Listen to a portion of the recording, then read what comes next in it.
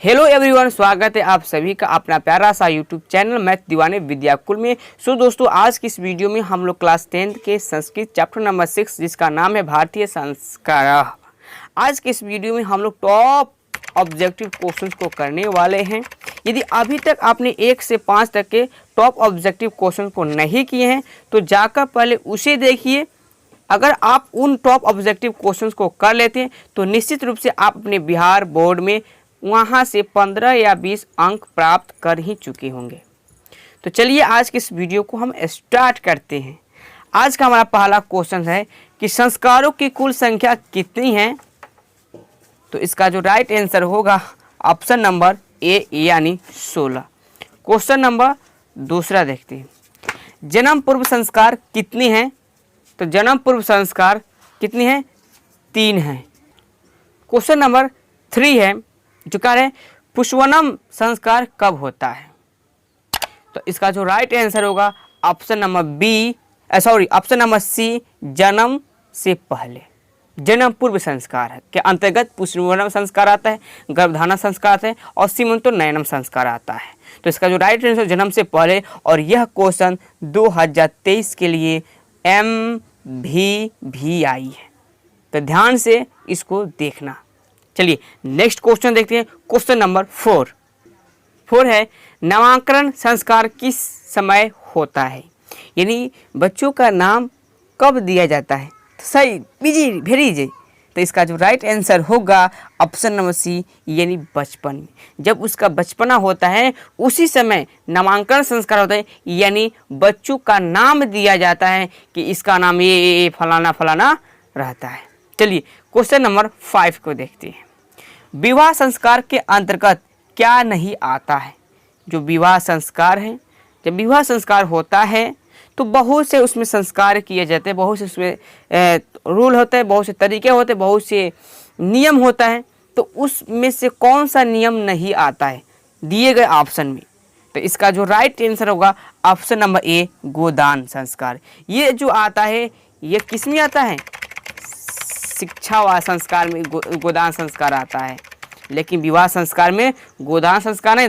गोदान का मतलब क्या हुआ, गौ का दान, यानी गाय का दान करना। तो गाय का दान विवाह संस्कार में नहीं होता है, समझिए।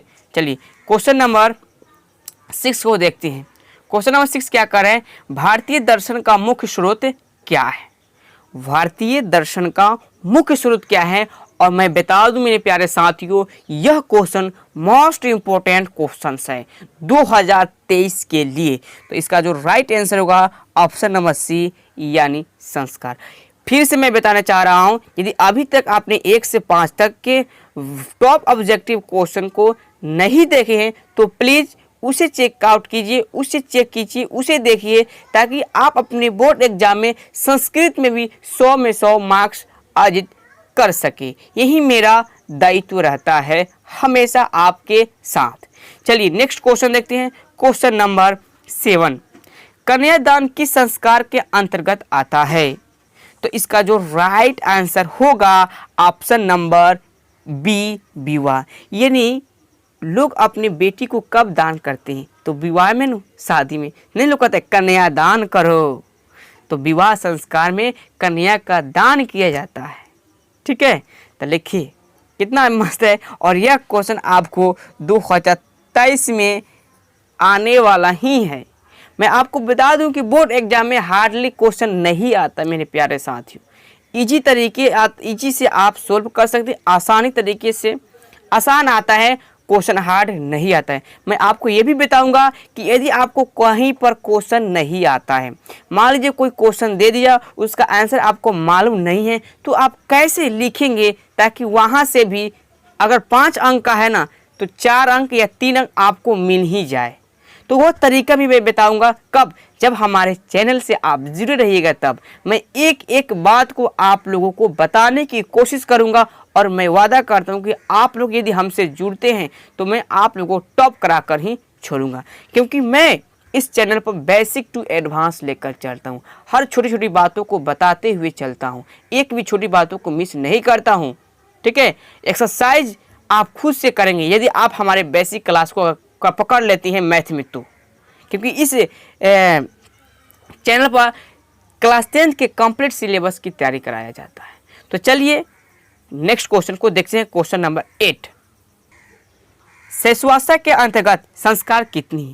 यानी जो शैशवावस्था संस्कार होता है उसमें कितने संस्कार होती हैं, इसका कितना प्रकार है? तो इसका जो राइट आंसर होगा ऑप्शन नंबर ए यानी 6। और यह भी अनेकों बार आपके बोर्ड एग्जाम में पूछा गया है। यदि हम पर विश्वास नहीं है, हम पर बिलीव नहीं है, तो जाके आप प्रीवियस ईयर क्वेश्चन को देख सकते हैं। आप क्वेश्चन बैंक उठाइए और उसमें देखिए कि क्वेश्चन कितना बार पूछा गया है। ठीक है, तो यह क्वेश्चन अभी भी 2023 में पूछने की 100% चांसेस है। आप उतना ही पढ़िए जितना आपको काम आ सके। फालतू की चीज़ पढ़ने से कोई फ़ायदा नहीं। लोग कहते हैं कि इतना इतना ढगवा बहुत कुछ फैला देते हैं अफवाह। यार अफवाह कुछ नहीं होता है। आप बस बेस को तैयारी कीजिए, जितना आपको चाहिए उतना पकड़ लीजिए। आप निश्चित रूप से बोर्ड एग्जाम में टॉप कर सकते हैं यदि हमारे जो भी मैं बातें बताऊंगा उसका पालन कीजिएगा तब। क्योंकि गुरु का दायित्व होता है कि बच्चों को, अपने विद्यार्थियों को अच्छे राह पर चलाने की, और विद्यार्थी का भी यह फर्ज पड़ता है कि उनकी राह पर चलने की। तो चलिए नेक्स्ट क्वेश्चन देखते हैं। क्वेश्चन नंबर 9, अंत्येष्टि संस्कार कब होता है? जब लोगों का अंत हो जाता है, जब लोग मर जाते हैं, तो उस प्रकार के संस्कार को अंत्येष्टि संस्कार कहते हैं। और इस संस्कार को सुनकर मेरे दिल कब जा रहा है, क्योंकि आदमी अंत हो जाता है। तो इसका जो राइट आंसर होगा मरने के बाद के जो संस्कार होते हैं वह अंत्येष्टि संस्कार के अंतर्गत आता है। और यह भी क्वेश्चन आपके बोर्ड एग्जाम के लिए बहुत बहुत इम्पोर्टेंट है। ठीक है, 2-3 बार इस वीडियो को देखिएगा, बिल्कुल आप निश्चित तरीके से याद कर लेंगे।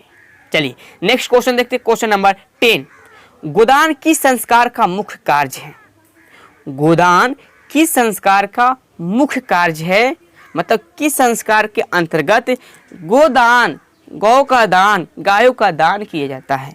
तो इसका जो राइट आंसर होगा ऑप्शन नंबर ए के सांस के अंतर्गत। और यह भी क्वेश्चन मेरे प्रिय साथियों बहुत ही इम्पोर्टेंट है बोर्ड एग्जाम 2023 के लिए। चलिए नेक्स्ट क्वेश्चन देखते हैं। क्वेश्चन नंबर 11, सीमंतोन्नयन किस प्रकार का संस्कार है? यानी सीमंतोन्नयन जो संस्कार है वह किस संस्कार के अंतर्गत आता है?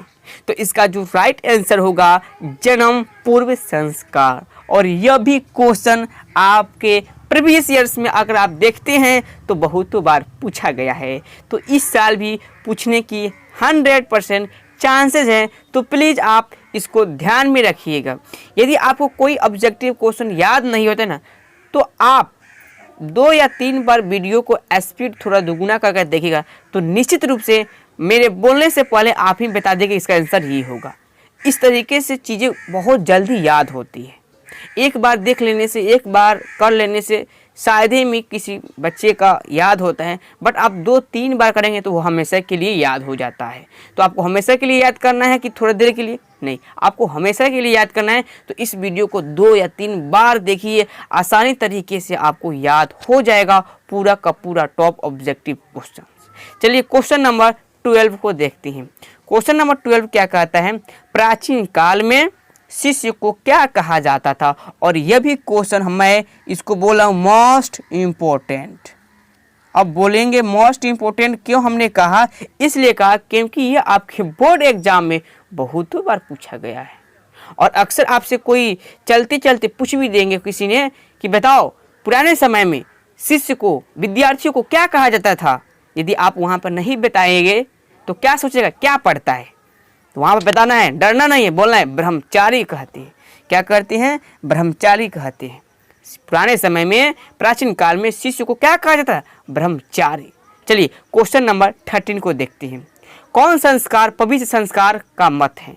वह कौन ऐसा संस्कार है जो पवित्र का मत है, जो पवित्र का सिद्धांत के संस्कार के अंतर्गत आता है? तो इसका जो राइट आंसर है विवाह। विवाह संस्कार को पवित्र संस्कार का मत का दर्जा दिया गया है। और यह भी क्वेश्चन मोस्ट इम्पोर्टेंट क्वेश्चन है। मैं इस पर 5 स्टार देता हूँ। यह आपके बोर्ड एग्जाम 2023 में पूछने की 100% चांसेज है। चलिए नेक्स्ट क्वेश्चन देखते हैं, क्वेश्चन नंबर 14। संस्कार प्रायः कितने प्रकार के हैं? मैंने बोला था पहले आपको संस्कार कुल कितने प्रकार के होते हैं, तो होते हैं 16। अगर कहीं पर प्रायः शब्द आ जाए तो ध्यान देना, कुल और प्रायः में बहुत अंतर होता है। तो संस्कार प्रायः कितने प्रकार के होते हैं, तो आपको यहाँ पर आंसर मानना है 5। और इसमें बहुत से बच्चे दिक्कत करते हैं, कन्फ्यूजन में पड़ जाते हैं कि अरे यार संस्कार, कुल और प्रायः, तो समझ नहीं कि जब भी शब्द प्रायः आए तो वह होता है 5 और कुल आए तो होता है 16। ठीक है, ध्यान रखना है। चलिए नेक्स्ट क्वेश्चन देखते हैं, क्वेश्चन नंबर 15। कहता है निम्नलिखित में से कौन जन्म पूर्व संस्कार के अंतर्गत आता है? वह कौन ऐसा संस्कार है जो जन्म पूर्व के अंतर्गत आता है? तो गर्भधारण संस्कार भी आता है, पुष्पवनम संस्कार भी आता है, सीमंतोन्नयनम भी आता है। यानी इसका जो राइट आंसर होगा ऑप्शन नंबर डी, ये जो होगा सही होगा, करेक्ट आंसर होगा। यानी ये तीनों संस्कार आपके जन्म पूर्व संस्कार के अंतर्गत आता है। चलिए आज के इस टॉपिक का, इस पार्ट का लास्ट ऑब्जेक्टिव क्वेश्चन है, वो क्या है? वो है कि गुरु के घर में शिष्य किस चीज़ का अध्ययन करते थे? गुरु जी के घर में पुराने समय में गुरुकुल में पढ़ाया होता था। तो गुरुकुल में पढ़ाया जब होता था तो वहाँ पे विद्यार्थी लोग, वहाँ पे विद्यार्थी नहीं कहते थे, वहाँ पर शिष्य को ब्रह्मचारी कहा जाता है। तो ब्रह्मचारी लोगों को क्या चीज़ का अध्ययन कराया जाता था? तो इसका जो राइट आंसर होगा ऑप्शन नंबर डी, यानी वेदों का ज्ञान कराया जाता था। वहाँ पर साइंस नहीं पढ़ाया जाता था, वहाँ पर ज्योग्राफी नहीं पढ़ाया जाता था, पहले वेद पढ़ाया जाता था। और आप लोग कमेंट बॉक्स में कमेंट कीजिए कि वेद कुल कितने हैं। तो ये रहा आपके चैप्टर 6 का टॉप ऑब्जेक्टिव क्वेश्चन 16। यदि आप इस टॉप ऑब्जेक्टिव क्वेश्चन को शुरू से लेकर लास्ट तक देख लिए तो निश्चित रूप से यहाँ से आप 3-4 नंबर पक्का कर लिए। तो यदि आप हमारे चैनल पर नए हैं तो चैनल को सब्सक्राइब कीजिए। अगर यह वीडियो अच्छा लगा होगा तो प्लीज़ लाइक कीजिए और इस वीडियो के अधिक से अधिक शेयर कीजिए। और मैं आपको बता दूं कि इस चैनल पर क्लास 10th के कंप्लीट सिलेबस की तैयारी कराया जाता है, बेसिक टू एडवांस। जो चीज़ आपको डिफ़िकल्ट लगता है ना, उस चीज़ को बिल्कुल इजी तरीके से एक्सप्लेन किया जाता है। तो इसलिए आप इस चैनल से अगर आपको फ़ायदा लग रहा है तो जुड़ सकते हैं। तो मिलते हैं नेक्स्ट वीडियो में, तब तक के लिए जय हिंद, वंदे मातरम।